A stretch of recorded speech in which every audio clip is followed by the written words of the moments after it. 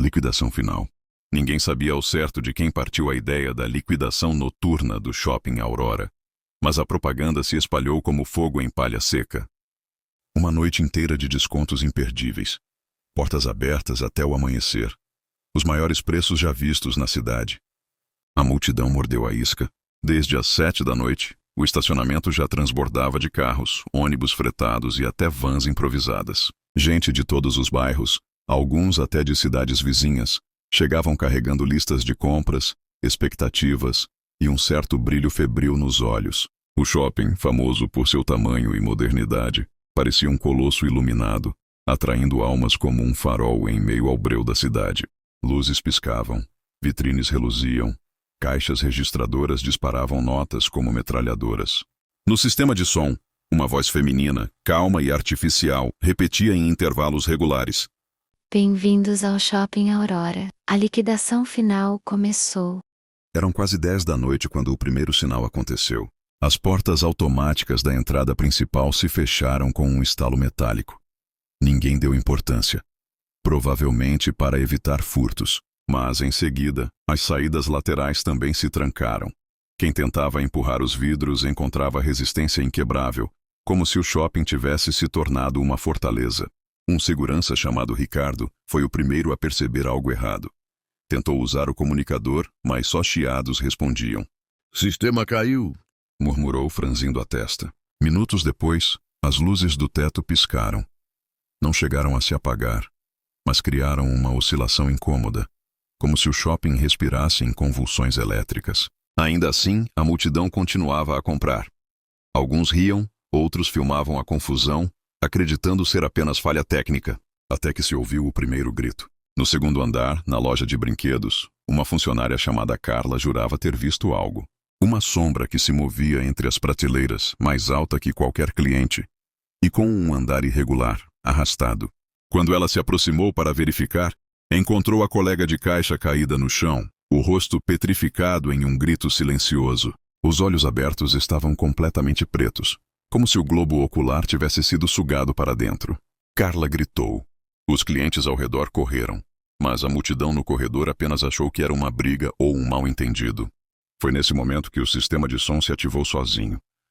As portas permanecerão fechadas até o término da liquidação. Aproveite as ofertas. Corra antes que acabem. A voz não parecia mais artificial. Estava humana, mas carregada de sarcasmo. O pânico se espalhou rápido. Famílias tentavam descer as escadas rolantes, mas estas agora corriam ao contrário, levando as pessoas para cima, como se zombassem delas.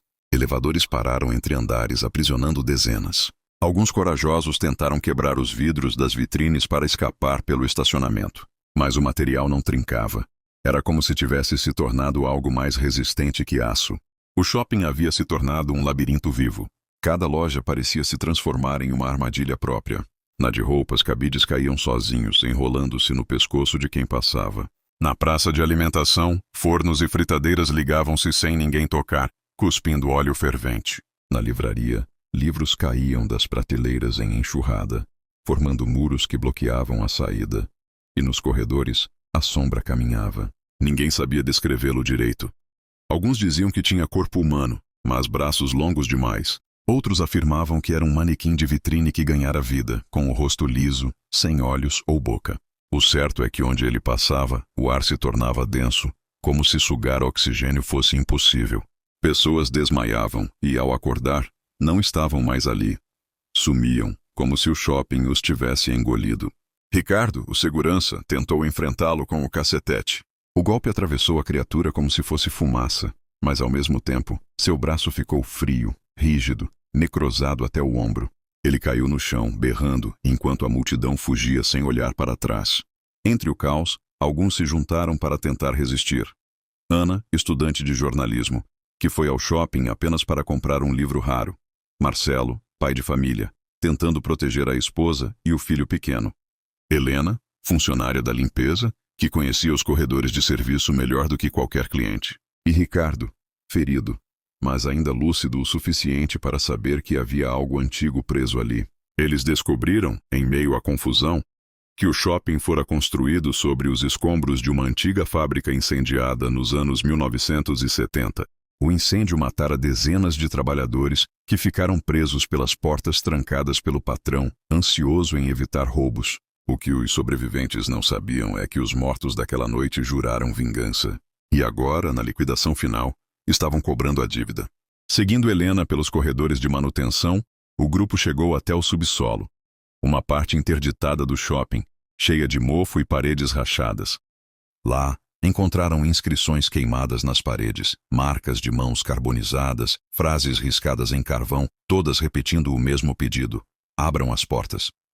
No centro da sala, havia um relógio antigo, preso às engrenagens do sistema elétrico. O ponteiro estava parado na hora exata do incêndio de décadas atrás, meia-noite. É isso. A cada liquidação, o shopping revive o incêndio, até que alguém pague o preço. Enquanto tentavam entender, a sombra os encontrou. Ela avançou com velocidade impossível, apagando as luzes à sua volta. O corredor foi tomado por escuridão líquida. Gritos ecoaram. Marcelo tentou proteger o filho, mas a criatura atravessou os dois como fumaça. E quando a escuridão se dissipou, só restava o casaco vazio da criança no chão. Ana e Helena arrastaram Ricardo para longe, correndo sem olhar para trás. Passaram por corredores onde corpos estavam pendurados em cabides, vitrines cheias de braços e pernas humanas, como se fossem manequins desmontáveis, e o som constante do sistema de som zombando. Quem resiste, paga mais caro.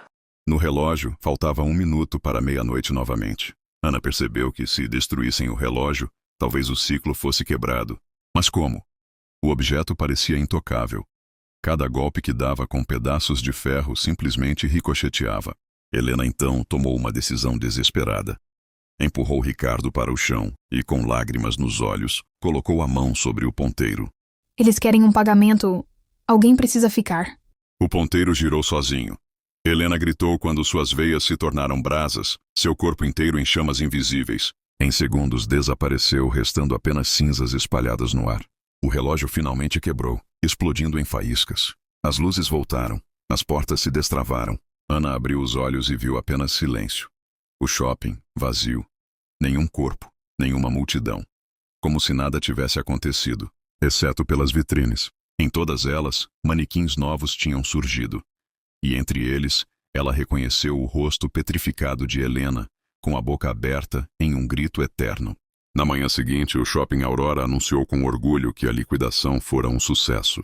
Nenhum jornal noticiou desaparecimentos, nenhum parente registrou queixas. Mas quem passasse pelas vitrines jura que podia sentir. Os manequins observavam e esperavam pela próxima liquidação final.